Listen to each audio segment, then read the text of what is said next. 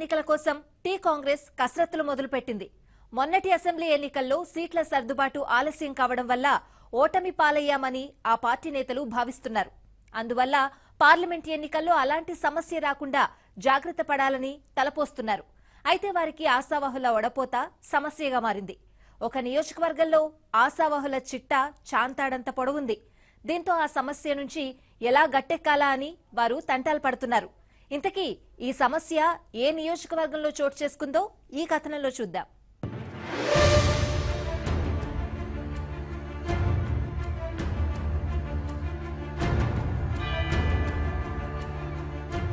Parliament ఎన్నికల్లో పోటీ చేసే అభ్యర్థులను ముందే ఎంపిక చేసేందుకు టీ కాంగ్రెస్ కసరత్తు ప్రారంభించింది. ఈ నెలలో ఎన్నికల నోటిఫికేషన్ వెలువడే అవకాశం ఉంది. దీంతో త్వరలో అభ్యర్థుల ఎంపిక పూర్తి చేయాలని టార్గెట్ గా పెట్టుకుంది. అయితే పెద్దపల్లి పార్లమెంట్ టికెట్ కోసం ఎక్కువ మంది నేతలు దరఖాస్తు చేసుకున్నారు. ఈ తరుణంలో కాంగ్రెస్ అధిష్టానం వ్యూహాత్మకంగా వ్యవహరించింది.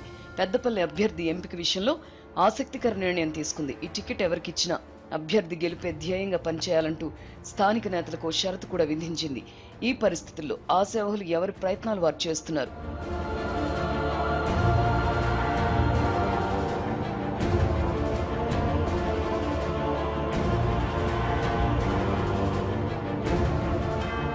టీపీసీసీ పెద్దల విజ్ఞప్తి మేరకు పెద్దపల్లి నియోజకవర్గ టికెట్ కోసం 32 మంది దరఖాస్తు చేసుకున్నారు.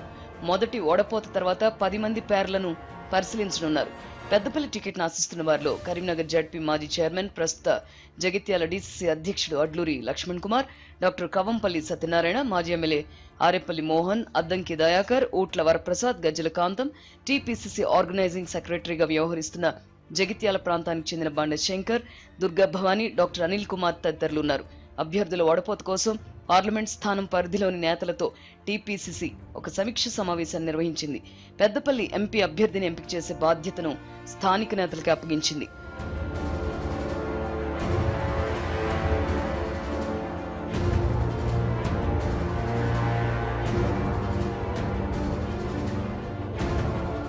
పెద్దపల్లి, మంచిర్యాల, జగిత్యాల జిల్లాల డీసీసీ అధ్యక్షులు, మాజీ మంత్రి శ్రీధర్ బాబు, ఆయా నియోజకవర్గాల నుంచి మొన్నటి అసెంబ్లీ ఎన్నికల్లో పోటీ చేసిన నాయకులంతా కలిసి ఎంపీ అభ్యర్థి విషయమై తుది నిర్ణయం తీసుకోవాలని సూచించింది.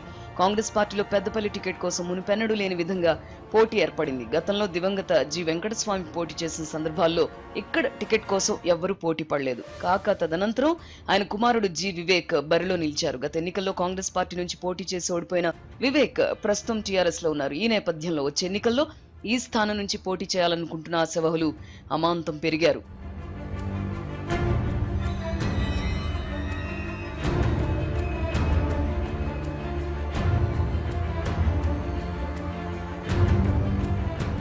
మొన్నటి అసెంబ్లీ ఎన్నికల్లో కాంగ్రెస్ అభ్యర్థుల ఎంపికలో తీవ్ర జాప్యం చోటు చేసుకుంది. ఈ కారణంగానే పార్టీ అధికారంలోకి రాలేకపోయిందని, అందువల్ల పార్లమెంట్ కి పోటీ చేసే అభ్యర్థులను ముందే ఎంపిక చేయాలని కాంగ్రెస్ పెద్దలు నిర్ణయం తీసుకున్నారు.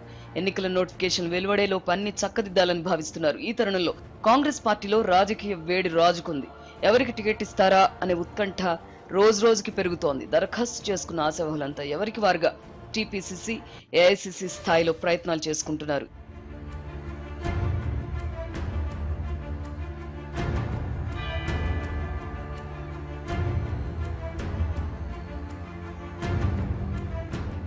ఇదిలా ఉంటే పెద్దపల్లి నియోజకవర్గ పరిధిలో ఒక్క మంథనిలోనే కాంగ్రెస్ పార్టీకి ఎమ్మెల్యే ఉన్నారు. మిగతా నియోజకవర్గాల్లో కాంగ్రెస్ కి మొన్నటి ఎన్నికల్లో ఎదురుగాలి వీచింది. గత ఎన్నికల్లో పెద్దపల్లి, మంథని, ధర్మపురి, రామగుండం, మంచిర్యాల, చెన్నూరు, బెల్లంపల్లి అసెంబ్లీ స్థానాల పరిధిలో టీఆర్ఎస్ పార్టీ, కాంగ్రెస్ పార్టీ అభ్యర్థులకు పడిన ఓట్లలో 75,000 వరకు వ్యత్యాసం ఉంది. ఈ మేరకు ఓట్లను కవర్ చేస్తే గెలుపొందడం సులభతరమవుతుందని కాంగ్రెస్ నేతలు లెక్కలు వేసుకుంటున్నారు. అభ్యర్థి ఎంపిక త్వరగా పూర్తి చేస్తే నియోజకవర్గం అంతా చుట్టురావచ్చని పార్టీ పెద్దలు భావిస్తున్నారు.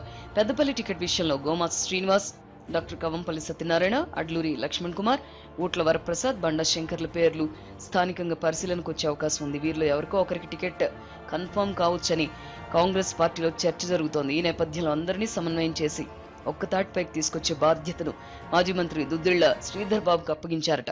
అభ్యర్థి ఎంపికలోనూ ఆయన నిర్ణయమే కీలకంగా మారనుందట. అంతిమంగా ఎవరికి కాంగ్రెస్ టికెట్ లభిస్తుందన్నది ఆసక్తికర అంశంగా ఉంది.